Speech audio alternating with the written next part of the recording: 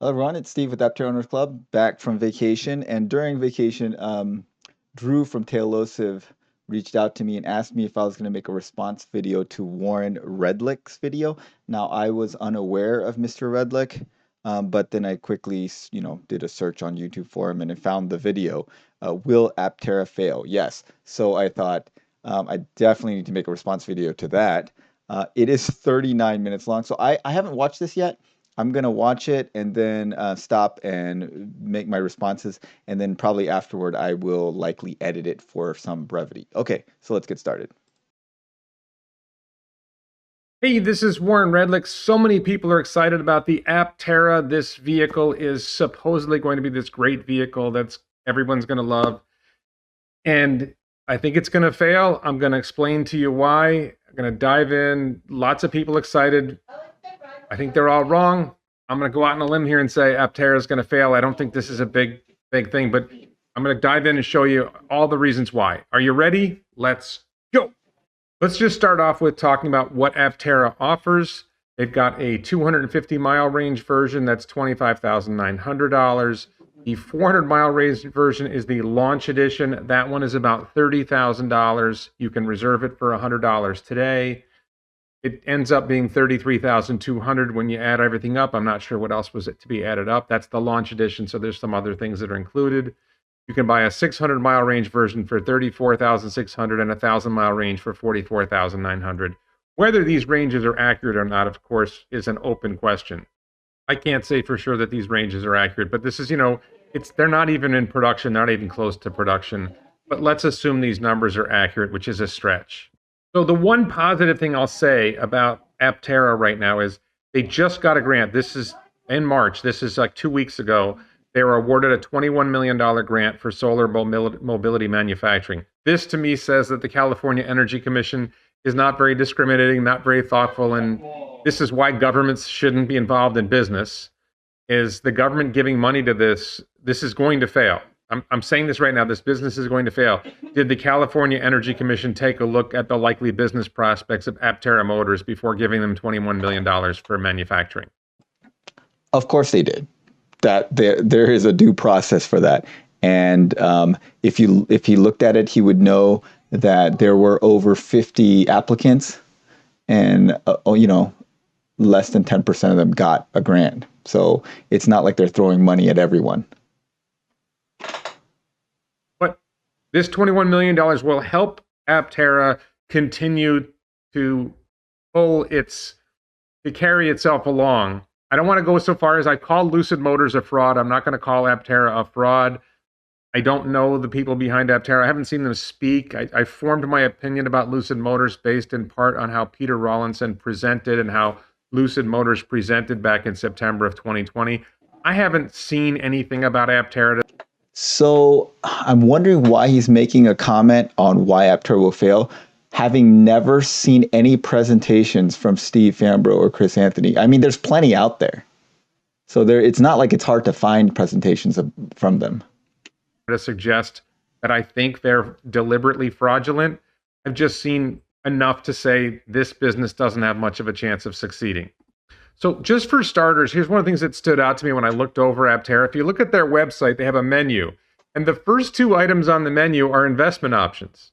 There's home, but then there's invest and accelerate. Accelerate is a way of accelerating how quickly you get your Aptera by investing in the company. Then reserve a vehicle is the third choice, and the details about the vehicle the fourth choice.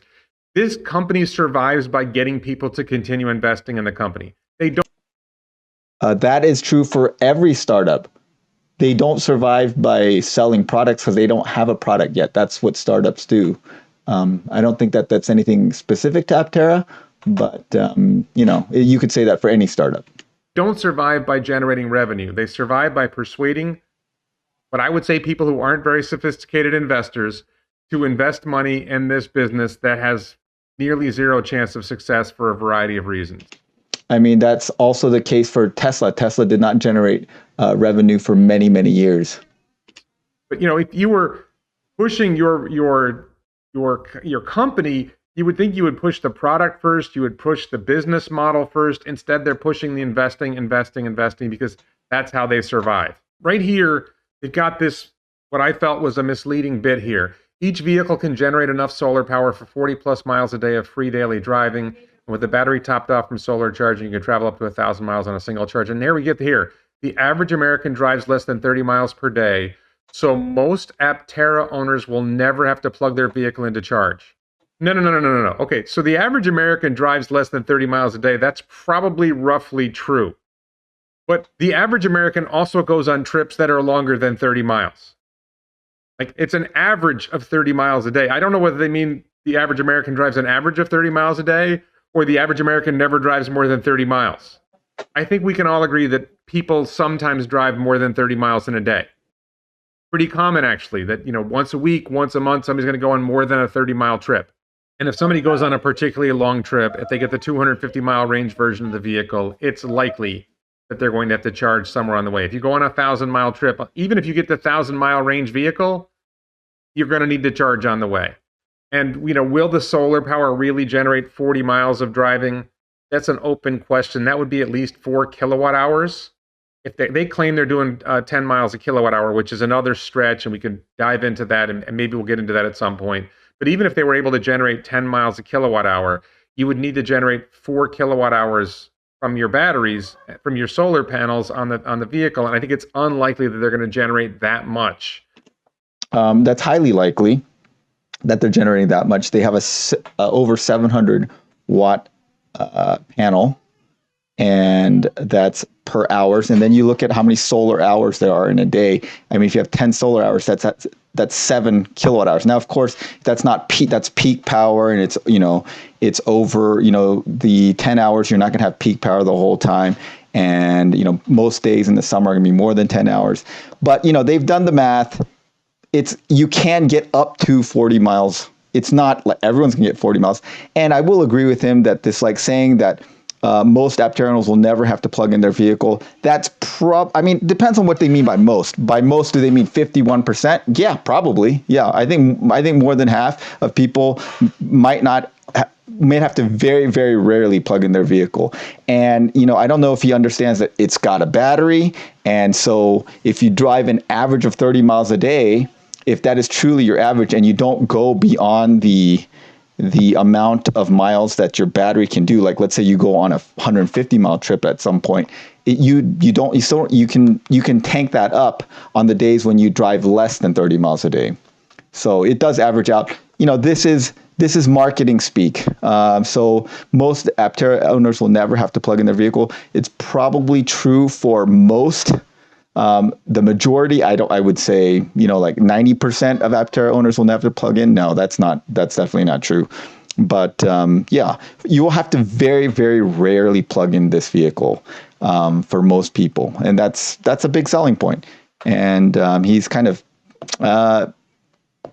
hitting a straw man, I guess.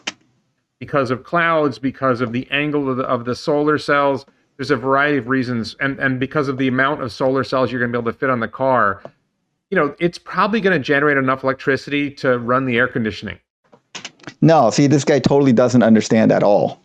I mean, it's far more than that. He's thinking of these small solar panels they used to put on Priuses and like Hyundai Sonatas and stuff. No, the car is very efficient and it has a lot of solar panels. It's not going to be enough just doing the AC. It's not that.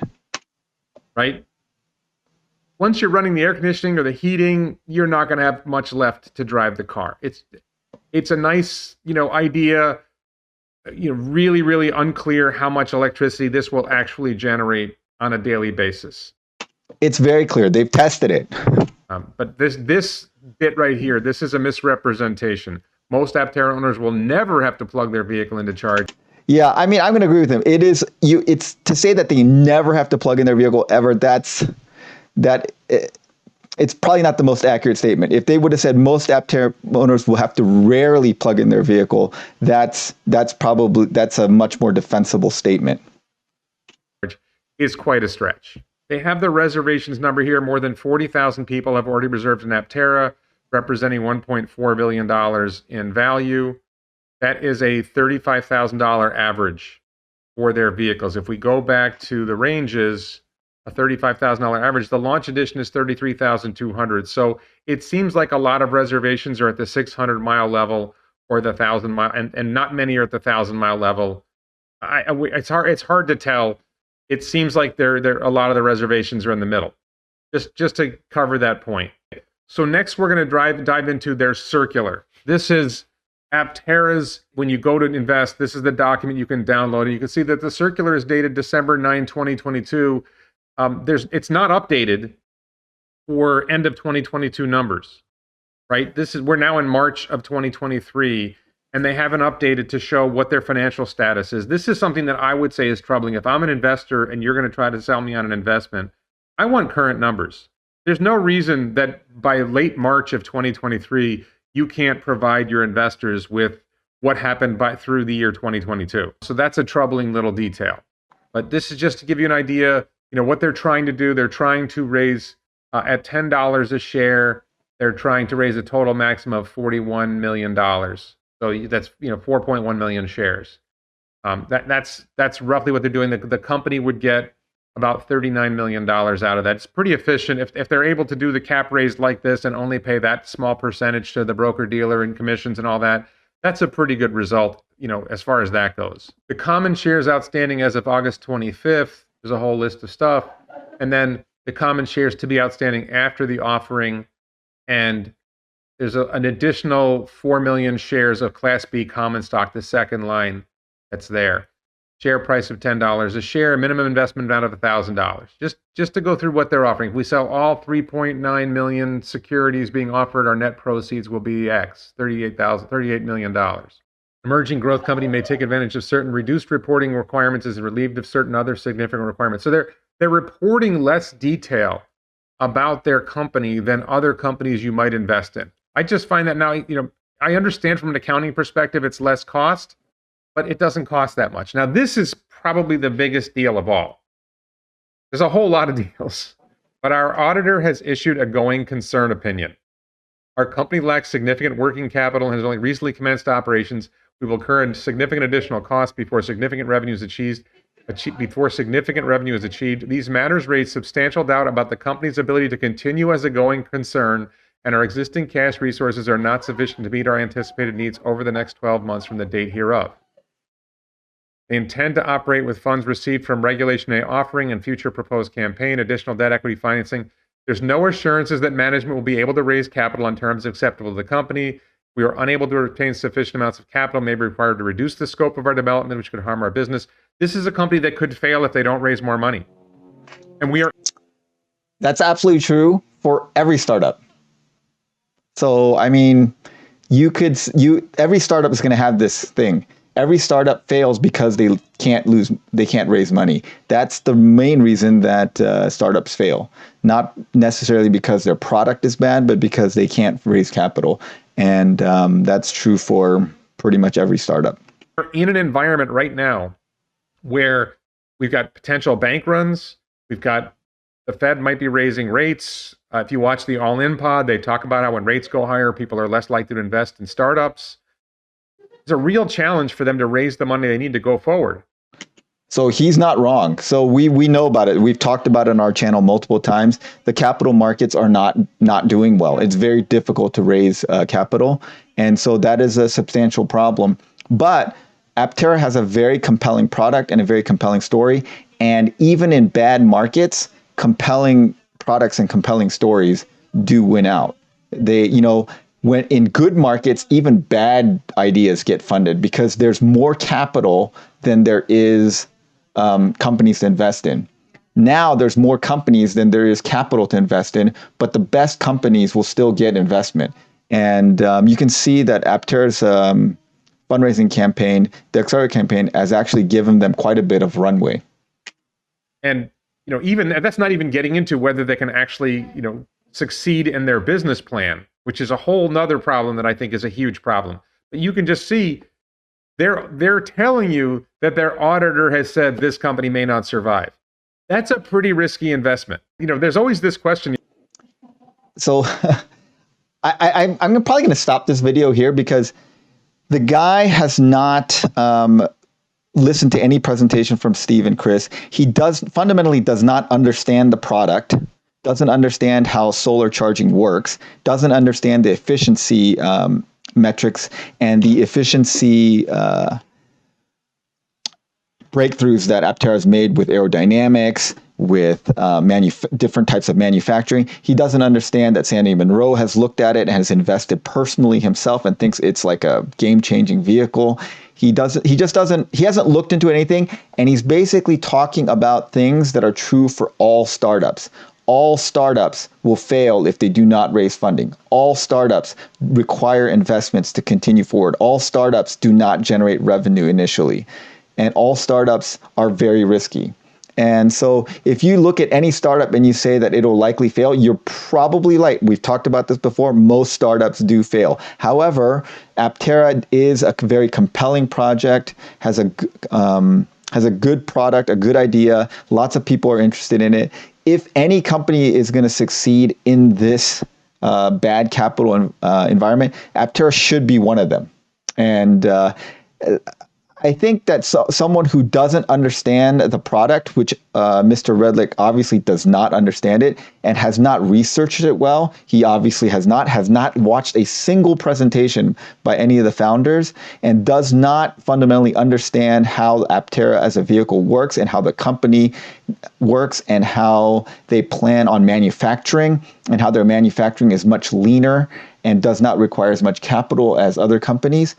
He's just looking at it as a startup like any other, and he thinks, well, there's so many startups, it's hard to raise money, it's going to fail. And if you go from that perspective, then I can see where he came to that conclusion. Okay, so I watched the rest of this video. I skimmed through it. The bulk of it is him going through the SEC filing and nitpicking various things. And if you want to look at the filings, when they say it, they talk about all their risks and their problems because they're trying to be very transparent up to their investors. And if you look at it a glass half empty kind of perspective, then yes, you're going to come out with a very negative. You can come out with a very negative perspective on the thing, and I think that's exactly what he's doing. Then he goes into a little bit about whether he thinks there's much of a market for it. And then he says, I don't know how much they need to sell to become profitable. If he'd watched the previous investor webinars, he would know that they're profitable after about 20,000 units, which is easily doable. So it's not like they need to sell that many of these vehicles. It is going to be a niche vehicle. It's not going to be a mass market vehicle. If they sell 20 to 30,000 units a year, which I think is easily doable. There's far more demand than that for that. They will become a profitable company. So he just fundamentally has a misunderstanding of the market, the vehicle, the technology, and then just reading the SEC filing in the most negative light possible. And then you'll come to this perspective. And most of the problems, quote, problems he has with the SEC filing are problems that are universal, again, to all startups. It's not specific to Aptera. All startups don't generate revenue. All startups are risky.